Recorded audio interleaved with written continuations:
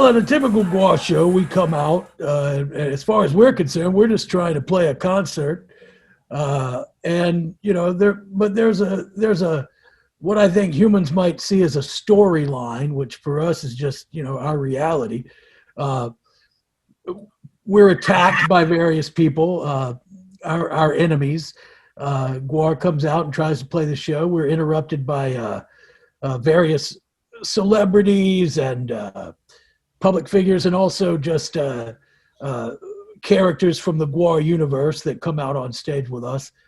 And there's usually a lot of killing, a lot of death, a lot of sex, a lot of violence, a lot of drugs, a lot of rock and roll. And it's very overblown and giant and cartoonish and hilarious. And we spray a lot of liquids out on the audience, bodily fluids of all kinds. And, you know, people come away looking like they're all stained red and blue. And it's great. It's a lot of fun. It's definitely off the chain and unlike anything that most people have seen before. Maggots! Maggots! Maggots are falling like rain.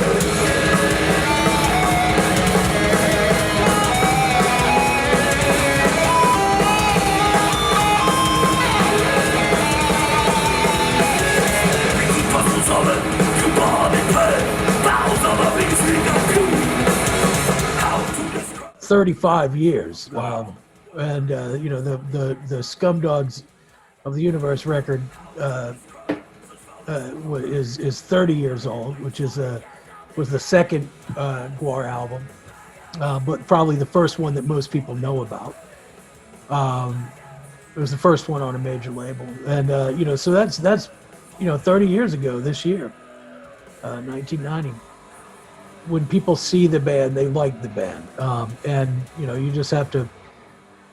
I mean, for us, playing on Warped Tour was a great experience because, I mean, there were all kinds of bands that you might view as quote unquote legacy bands, which is certainly not how Gwar think of ourselves. I mean, we're still putting out records and making videos and making films and writing songs. So, but there was on that particular tour, there were several other bands that were from around the same time period, and they didn't really. I don't think that people were watching them and saying to themselves, "Oh, like I've never seen anything like this before." You know, I mean, Gwar, we managed to keep the attention of those young fans, and then our subsequent touring was positively. They came back for more, which is a shame. That means we didn't kill them the first time, but but they did come back, and so that was great. We have a whole new generation of fans that enjoy watching. I mean, look, nobody's come along that's doing what we're doing in 30 years, so it's not like somebody superseded Gwar as far as being probably the most performative rock act in history, maybe.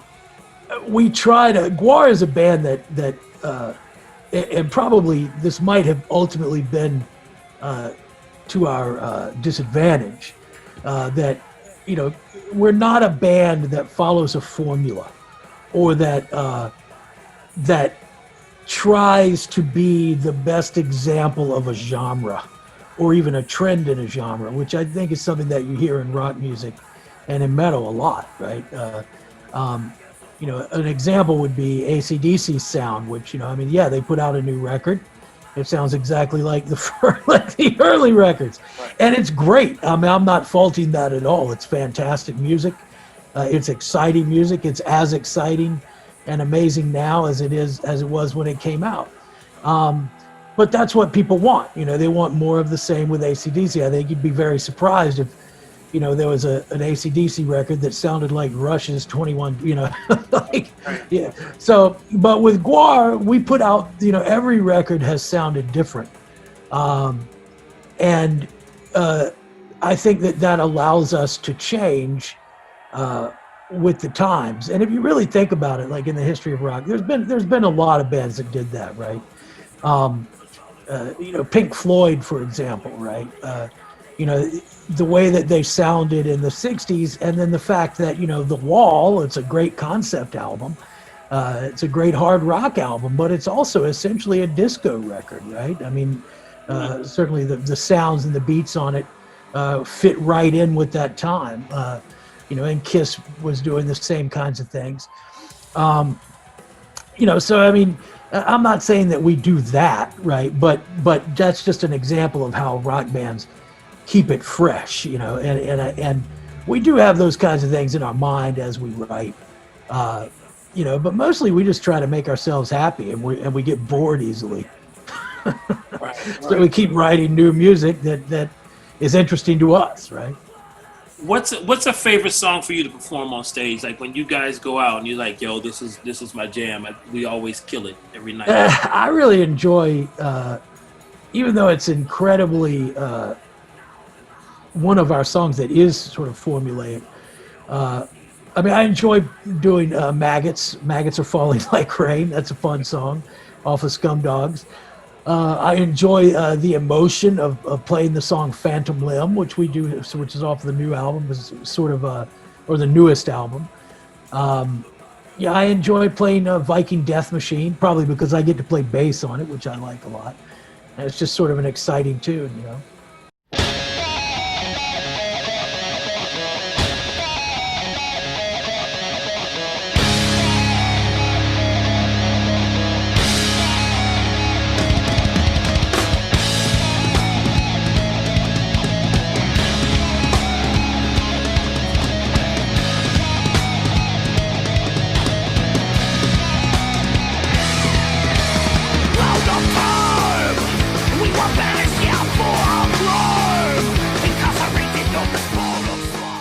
Do you guys add more characters, or is it still the same lineup? Oh no, Gwar. There is a set sort of narrative of Gwar that started, early on, and that narrative is just expanded over time, right? Gwar, but we bring back characters that we encounter again and again. Cardinal Sin, it was a giant televangelist, giant robot. Techno Destructo and Saalborg Destructo. There's a whole clan of Destructos who are sort of cyborgs that Gwar struggles with. Our giant dinosaur, Gorgor, he appears here and there. So there are sort of a recurring cast of characters, and then those are balanced with an ever new litany of of new arch enemies for us to face. So it evolves.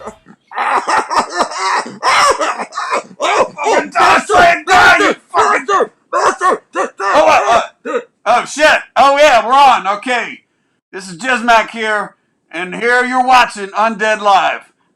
I got my slave match on here. Everybody knows that Gwar can't read, so I got him here to read the Q&A, the questions, anything the fans of Gwar, you fucking bohabs out there want to ask us, you certainly can. But I don't really care for your questions. Actually, I just wanted to be on TV for a minute. With a band like yours, visuals are just as important as the music. How are you guys dealing with this COVID era, and what can we expect like in the future dealing with this as far as like shows or virtual shows or whatever the case may be? Well, one thing is that, as it turns out, Gwar is probably unsurprisingly particularly suited for a pandemic, right? We don't, it is a visual band. And those two things, the look of the band and the sound of the band, are actually pretty inseparable. And we have, in this time, found ourselves producing a lot of video content, a lot of doing a lot of film work, and we developed a new show, Undead from Antarctica. So we're doing that. Undead Live as well, and which is a sort of talk version that is a companion to the show. So we've been making more and more stuff. I mean, really, that's all we've been doing, like creating more and more stuff and recording. We just did an acoustic EP, which will be out pretty soon. It's kind of funny. So yeah, I mean, we're keeping on our toes and making a lot of stuff. And like I said, I mean, yeah, I mean, we can't, Gwar, our element is as a live band. There's no question about that. But we're also a very visual band. So this has given us an opportunity to develop some of what we are doing. And I think that's what a lot of musicians have been doing during this time is, just developing a different side of their what they do. Last question. Does it seem like it's been 30 years? I mean, like, does time fly that much? And are you guys still having fun doing this? We're still having fun doing it, but it definitely feels like it's been 30 years. Feel every day of that. But yeah, I mean, of course, we're still having fun. We wouldn't be doing it otherwise. Hello! This is the Berserker Blothar from Gwar, and you have just been buzzed!